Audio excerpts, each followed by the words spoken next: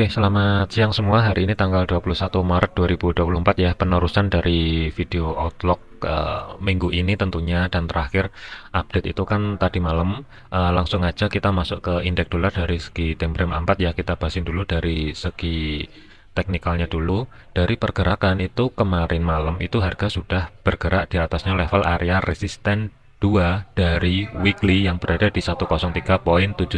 Ketika harga keangkat ke atas itu harga tidak mampu menembus ataupun menyentuh level area yang menjadi batasan pantau maksimal untuk minggu ini, itu yang berada di 104.22 sampai dengan 104.43. Penurunan yang signifikan ini itu kemarin didominasi dari pernyataan Fed yang cenderung sebenarnya sih sedikit dovish ya, bukan sangat dovish.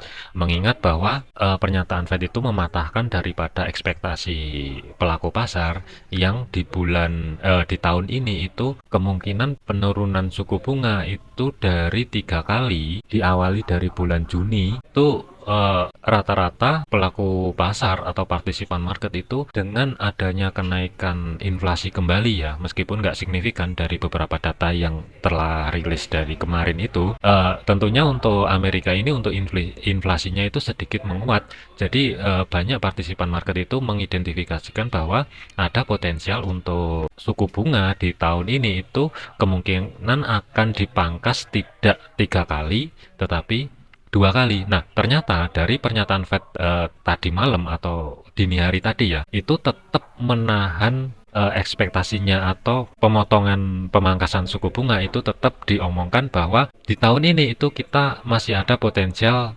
memangkas suku bunga sebanyak 3 kali. Nah, itu yang mendadak menjadikan pergerakan di market itu signifikan bergerak dengan cepat itu menuju ke bawah di level area di bawahnya yang sebelumnya berfungsi menjadi support ya 103.36.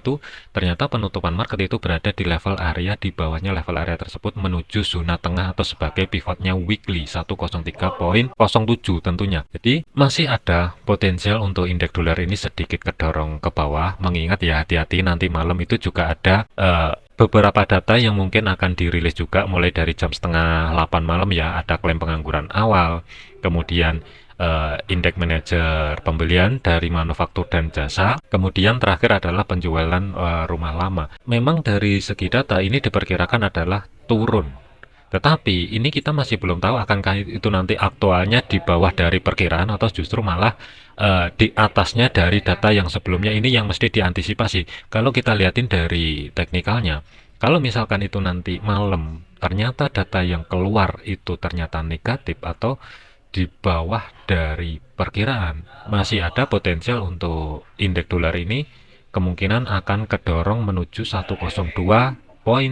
atau sebagai support pertama daripada weekly minggu ini. Tentunya mungkin di sini akan ada sedikit reaksi, entah itu antara sideways ya, antara sideways di kisaran level area tersebut menuju level area 103.00.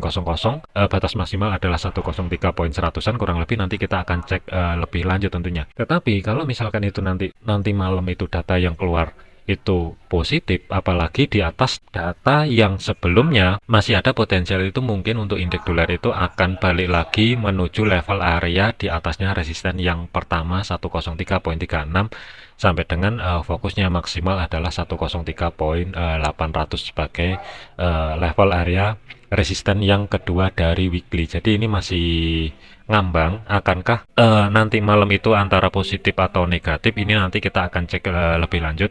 Sementara fokus ke teknikal dulu, tetapi hati-hati mengingat dari pernyataan FOMC ya, meskipun tergolong cenderung ke sedikit dovish, tetapi tidak menutup kemungkinan kita juga melihat inflasi ini sedikit naik dari beberapa data yang telah rilis di sebelumnya. Kalaupun misalkan itu nanti ke depannya inflasi meningkat kembali, ini kemungkinan indeks dolar ini yang saya khawatirkan pergerakannya itu bisa terjadi acak-acakan, spike atas bawah itu nggak tentu. Jadi tetap waspada. Saran saya adalah untuk beberapa hari terakhir ini ya, mending saran saya adalah wait and see dulu, biarin market tenang dulu, baru nanti kita planning lagi sambil menunggu dari bank-bank lain kan juga nanti kayak Swiss, kemudian Inggris itu kan juga akan merilis suku bunga. Nanti kita akan padukan, akankah mendorong dari pergerakan dari segi teknikalnya ini, akankah lanjut penguatan kembali atau justru malah pelemahan. Nanti kita akan cek nanti malam tentunya. Cuman khusus untuk di video ini ya, sementara saya lebih memilih netral untuk indeks dolar ini. Masih ada potensial ini kedorong ke bawah menuju 103.79. Kalau misalkan kehilangan level area zona pivot weekly atau saat ini berfungsi sebagai level area support, masih ada potensial untuk indeks dolar ini kedorong ke level area 102.800. Tetapi kalau misalkan pergerakan dari indeks dolar ternyata ini mampu menahan, ini mungkin akan sedikit kedorong ke atas menguji level area 103.36 sampai dengan 103.500-an kurang lebih di sini dulu. Nanti kita lihat ataupun cek proyeksi nanti malam itu dipadukan dengan data fundamental itu seperti apa, nanti ini akan kelihatan tentunya. Kemudian untuk gold ya, untuk gold kemarin sudah saya antisipasi. Ini kita masuk dulu dari segi time frame 1 ya. Kemarin ini sih SL kena, sebenarnya SL kena, cuman dari pergerakan kemarin sebelum kena SL ya, antisipasi kemarin sudah saya informasikan kalau target pertama itu kurang lebih di antara 2150 sampai dengan 2149 yang ada entry sell. Itu potensi target pertama itu di sana. Kalau misalkan tercapai itu segera majukan stop loss di break even, keluar sebagian posisi, baru nggak masalah kalau mau nargetin di level area 2138 sebagai level area support kedua daripada weekly yang bertumbuk dengan demand tentunya. Tetapi dari segi fundamental yang rilis kemarin ini ngedorong daripada pelemahan untuk pair USD tentunya. Gold ini menguat mendadak signifikan, kurang lebih itu lebih dari 700 pip dalam waktu yang singkat. Harusnya ini udah keluar ya, entah itu nanti TP tadi malam ya, TP satunya kena, kemudian balik arah kena SL. Itu tergantung dari posisi teman-teman masing-masing. Cuman kalau dari saya pribadi, ketika kena TP1 itu stop loss sudah saya majukan. Jadi ketika harga naik itu saya netral. Intinya profit sudah diambil. Ketika harga kemarin naik itu kena SL plus, itu saya lebih masih bisa mengamankan dari sisa profit yang saya dapat dari trade yang sebelum-sebelumnya itu untuk gold. Makanya sebelum kita lanjut ya ke gold, ini saya sangat menekankan, dari beberapa video sudah saya bahas, gunakan jurnal untuk nekan. Yang pertama adalah risiko, yang kedua adalah batasan supaya tidak terjadi overload di sini. Jadi kita hariannya itu bisa dibatasi untuk lotnya dalam dari contoh misalkan modal $500 ya. Kalau misalkan menggunakan target persentase dalam satu hari 1,5% dari target ya, kita menentukan targetnya.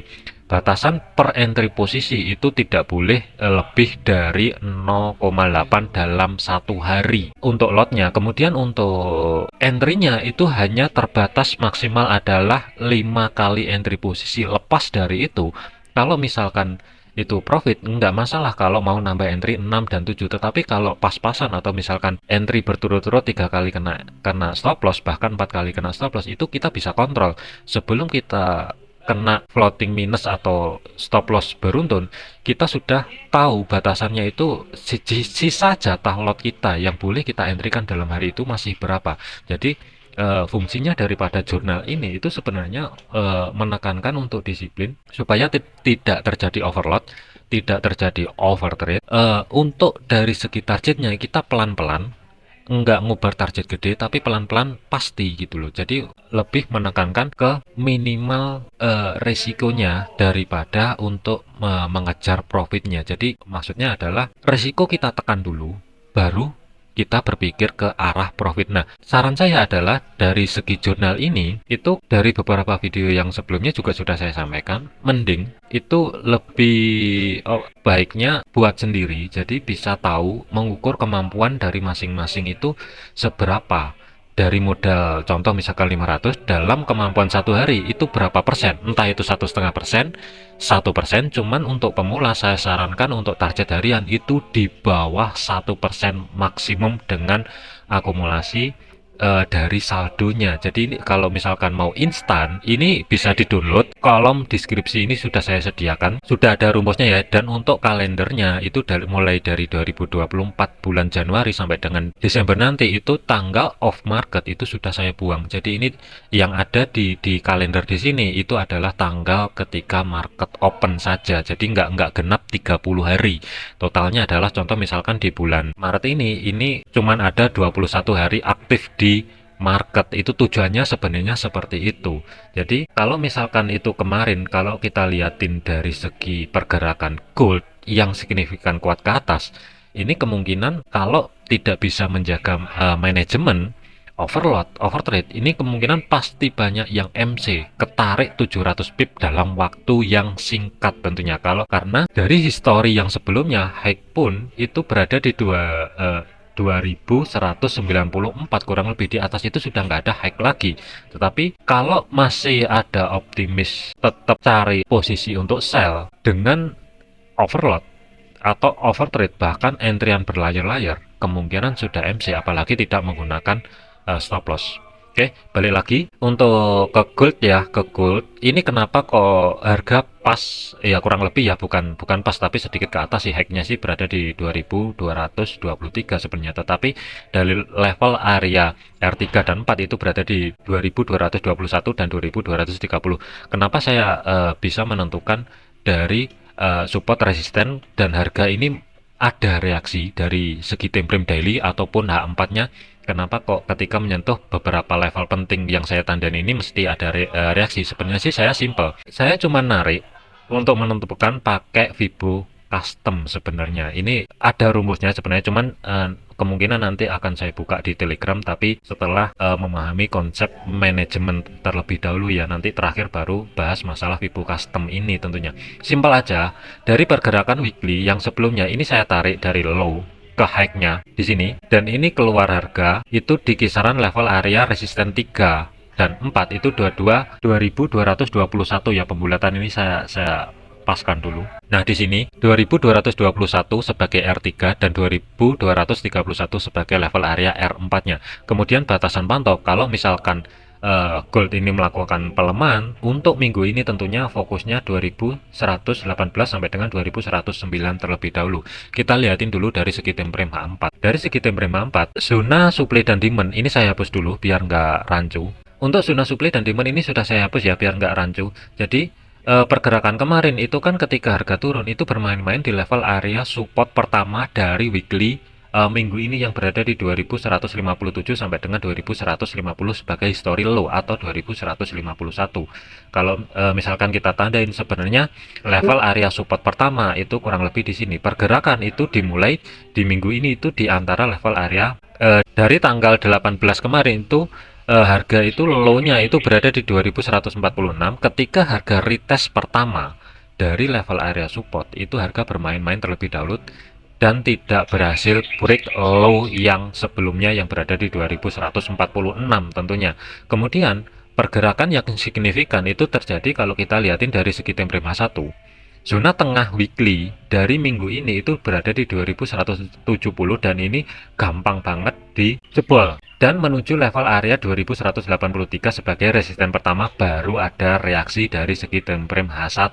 Kemudian pergerakan saat ini itu di atasnya 2200 atau sebagai level area R2-nya itu berada di 2202. Harga di sini terjadi reaksi. Masih ada potensial untuk gold hari ini itu menguji atau naik menuju level area R3 dan R4-nya. Batas maksimal adalah 2230-an sampai dengan 2230 terlebih dahulu. Ini masih ada potensi mengingat pernyataan daripada FOMC itu menurut saya adalah cenderung ke dovish. Tetapi kalau misalkan itu nanti malam, dari segi fundamentalnya yang akan rilis dari kalender ekonomi, apalagi mendukung pelemahan untuk USD, ini akan sangat mudah tercapai bahkan break di atasnya level area 2231. Ini mesti diantisipasi. Untuk saat ini planning untuk cari setup buy ataupun sell ini saya netral dulu karena kemarin baru aja selesai. Saya mesti liatin dulu dari pergerakan untuk gold ini siang sampai sore ini akankah dia bermain-main di level area kurang lebih ya sebagai hacknya, batasan sideways kecilnya 2212, kemudian low-nya itu berada di kisaran 2192. Ini akan saya pantau dulu, mengingat dari segi time frame H1 ataupun H4 fokusnya adalah harga masih tertahan di level area resisten kedua daripada weekly, dan di sini juga membentuk zona baru. Ini yang mesti diantisipasi. Sebenarnya zonanya bukan di sini, tapi zonanya di bawah di sini, dan ini gede banget. Kemudian di kiri sudah nggak ada histori zona supply lagi. Yang ada adalah tinggal level area resisten 3 dan 4-nya. Kemudian kalau kita liatin dari bawah, di support 1 ini juga ada zona demand juga. Zona demand-nya itu gede banget, di kisaran 2165 sampai dengan 2154. Dan ini saya ragu kalau misalkan malam ini harga mendadak drop signifikan menuju ke bawah. Terus terang saya masih ragu, kecuali dari segi kalender ekonomi yang akan rilis nanti itu datanya itu ekspektasinya adalah yang keluar itu sebagai contoh adalah indeks manajer pembelian dari manufaktur itu data yang keluar 52,2, yang sebelumnya itu kalau misalkan itu nanti terjadi 53, sekian ke atas, ini mungkin akan ngedorong untuk USD itu sedikit menguat kembali. Itu yang pertama. Yang kedua adalah dari ekspektasi ataupun perkiraan data sebelumnya dari PMI jasa 52,3 yang diperkirakan turun menjadi 52. Kalau misalkan aktual itu ternyata sama di atas angka 53, mungkin akan ada potensial ini akan balik ke bawah dengan signifikan, itu mungkin akan kejadian. Tetapi kalau misalkan itu nanti ternyata di bawah perkiraan, ini akan sangat mudah untuk gold ini kedorong ke atas, menyelesaikan dari resisten 3 dan 4 sebagai target maksimal minggu ini. Ini yang mesti diantisipasi. Tentunya kita masih tetap waspada. Saya nggak ada entry lanjutan untuk minggu ini. Kemungkinan saya akan pantau dulu level-level area penting terlebih dahulu ya, sebagai zona pantau 2221 ini akan saya biarkan dulu. Saya pengen lihat reaksi ketika nanti harga menuju ke sana itu seperti apa. Kemudian kalaupun ke bawah, tentunya perhatikan di level area resisten pertama yang sebelumnya. Saat ini itu berfungsi sebagai level area support. Tapi kalau kita lihatin dari tarik Fibo customnya, resisten pertama, bekas resisten pertama itu ada di 2183, dan ini kalau kita perkecil time frame-nya ke time frame M15, di sini ada zona demand baru atau reaksi. Jadi ini mesti saya pantau dulu. Kalau misalkan ini pergerakan gold ke bawah, mungkin saya nggak akan pantau di level zona resisten kedua yang di blok kuning yang atas ini ya. Ini saya hapus dulu. Tetapi saya lebih prefer memantau level area sebagai bekas resisten pertama. Ini mungkin saya akan cek, kalau misalkan mampu menahan, mungkin saya akan cari ancang-ancang setup pembelian dengan target ada di R3 maksimal R4 yang berada di 2231 sebagai batasan zona pantau maksimal untuk minggu ini. Jadi range areanya kalau kita lihatin dari segi time frame daily, untuk pergerakan minggu ini itu kemarin sudah saya bahas di outlook. Batas pantau maksimal kalau terjadi pergerakan yang signifikan, zona pantau bawah support 3 dan 4 itu 2118 dan 2109. Batasan atas itu kurang lebih di kisaran level area 2221 dan 2231. Kurang lebih ini di outlook sudah saya bahas. Dan pergerakan saat ini kembali lagi, harga ternyata menuju ke atas terlebih dahulu, menuju level area R3 dan R4, dan ini harusnya sudah nggak ada entry lanjutan ya, karena ini targetnya sudah tercapai. Tugasnya adalah saat ini wait and see dulu, jangan buru-buru masuk ke market kalau misalkan tidak sesuai dengan planning masing-masing. Jadi masih ada potensial untuk gold ini kedorong ke atas, tetap waspada. Terakhir ini karena waktunya nggak nutut ya, jadi saya terakhir saya ambil ke GBP USD. GBP USD ini saya hapus dulu. Nah, kita masuk dulu ke weekly. Sama, untuk menentukan support resisten dari pergerakan untuk minggu ini sebenarnya sama aja. Jadi saya tarik history high low minggu yang lalu, itu saya tarik dulu untuk menentukan batasan level support area, level area support dan resistennya. Kemudian kalau sudah kita tandain dari weekly-nya, langsung masuk ke H4 ataupun H1 nggak masalah. Kemudian kita cek dulu batasan, kalau misalkan signifikan pergerakan ke bawah, support 3 dan 4 dan resisten 3 dan 4 itu ada di mana, kita tandain dulu. Jadi support 3 dan 4 itu kurang lebih zona yang di blok biru yang berada di 1.2603 dan 1.2568. Kemudian R3-nya itu berada di level area 1.2977 sampai dengan R4-nya itu 1.3012 kurang lebih. Kalau misalkan pergerakan minggu ini signifikan ke atas, itu antara dua level area tersebut itu batas maksimal zona pantaunya. Kemudian kita liatin dulu dari pergerakan itu kan tanggal 15 kemarin itu dimulai dari support pertama. Pergerakan itu dimulai dari support pertama menuju support kedua, dan di level area support kedua cek di kiri. Di sini juga ada zona demand sebenarnya, dan zona demand ini mampu menahan pergerakan ketika dia bergerak ke bawah. Di tanggal 15 close ya, tanggal 15 close kemarin itu kan di hari Jumat ya.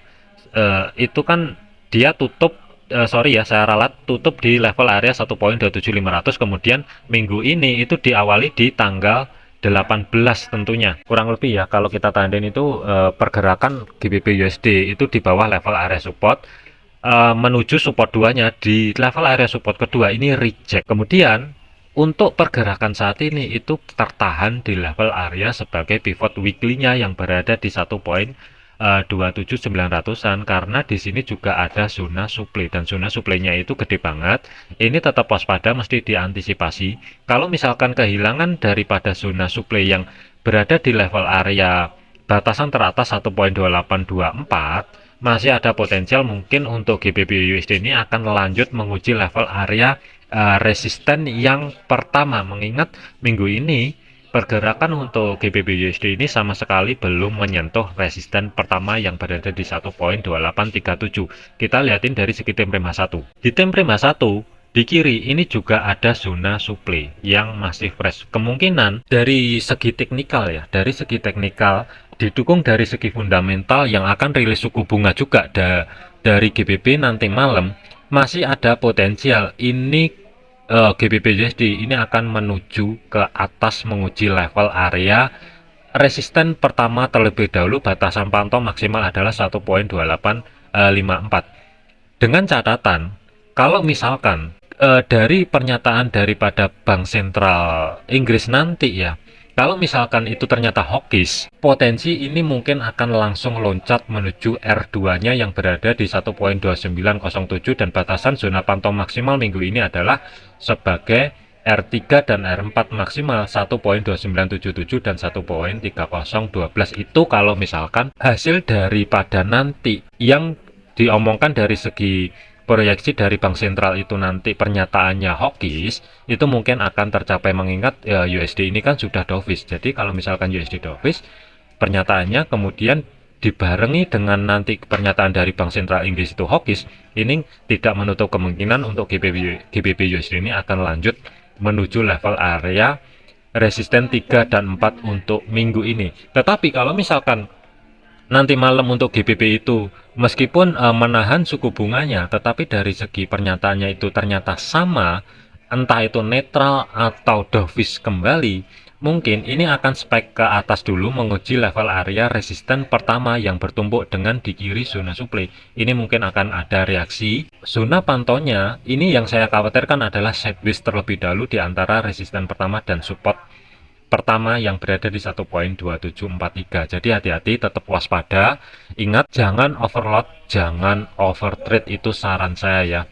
Jadi tetap antisipasi, batasi risikonya, pikirkan risikonya terlebih dahulu sebelum memikirkan profit yang akan didapat ya. Ingat, utamakan risiko terlebih dahulu. Oke. Mungkin itu aja untuk update untuk GBP USD ya. Kalaupun ada pertanyaan ataupun mungkin sharing, silahkan aja langsung ke kolom komentar, sudah disediakan. Monggo silahkan. Intinya kita sharing ya. Jadi pergerakan untuk planning untuk outlook minggu ini tuh lebih mengarah ke manajemen risiko sebenarnya. Makanya sebelum saya mereferensikan ya, intinya mereferensikan itu pasti saya menekankan jangan overload, jangan overtrade, batasi risiko. Kalau sudah kena target TP1, stop loss, majukan keluar sebagian posisi, itu pasti saya tekankan. Jadi ingat untuk teman-teman, balik lagi, karena masih banyak surprise di minggu ini, standby waspada. Kesimpulannya, terakhir untuk GBP/USD masih ada potensial ini membuat rally base rally menuju resisten pertama yang berada di 1.2837. Oke, mungkin sementara update-nya itu dulu aja ya. Nanti kalaupun ada updatean lagi nanti malam mungkin saya akan buatin video lagi. Saya rekap dulu dari hasil pernyataan FOMC, terus dari Bank Swiss juga nanti juga ada rilis suku bunga. Terakhir GBP juga rilis suku bunga juga, tentunya nanti saya rekap dulu, baru nanti kalau sudah dapat masuk ke technical analysis kita siapin lagi untuk outlook-nya untuk pergerakan hari selanjutnya tentunya. Oke, sekian. Ingat ya, jangan overload, jangan overtrade, tetap batasi resiko. Saran saya adalah gunakan jurnal, jangan ambisi ngejar profit ya. Jurnal bebas, mau download monggo, mau buat sendiri monggo silahkan. Jadi intinya adalah untuk menghindari dari overload dan overtrade dalam satu hari ataupun satu minggu. Ini kita bisa tahu sudah berapa banyak kita entry, sudah berapa banyak kita TP, dan sudah berapa banyak kita kena SL. Ini nanti bisa ke kontrol tentunya. Oke, sekian, terima kasih, sampai jumpa di video selanjutnya.